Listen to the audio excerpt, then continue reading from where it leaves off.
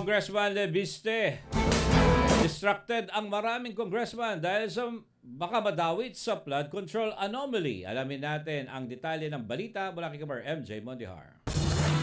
Nung ako po ay nasa plenaryo kanina, tinatanong ko ang aking mga kasamahan at lahat po sila actually nahihiya na ang kanilang boto laban sa pagiging kongresista ni Congressman Barzaga ay magiging on the record.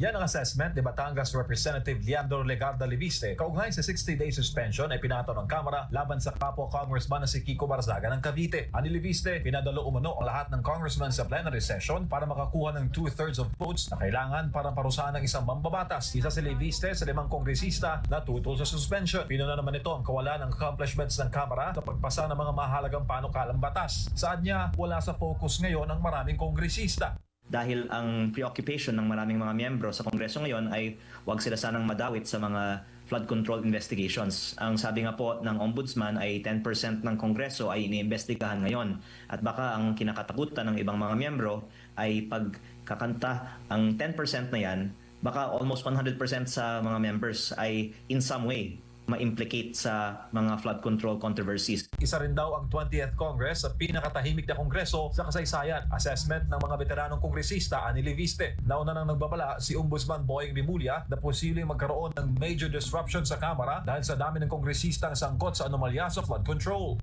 Wala nga masyadong ibang tinatalakay na mga batas ngayong nakaraang buwan na ito dahil nga distracted ang mga congressman sa kanilang mga sariling mga legal issues. Samantala, binalaan naman ni Quezon City Representative Bong Suntay ang publiko sa masamang epekto ng suspensyon kay Congressman Barzaga.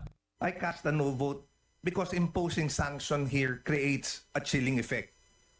Not only on the member involved, but on all who depend on this chamber as a forum for candor, for courage, and confrontation when needed. Sa damugadong kongresista, wrong move para sa liderato ang parusahan ng isang mambabatas na naghahayag lamang ng kanyang saloobin sa mga nangyayari ngayon sa pamahalaan.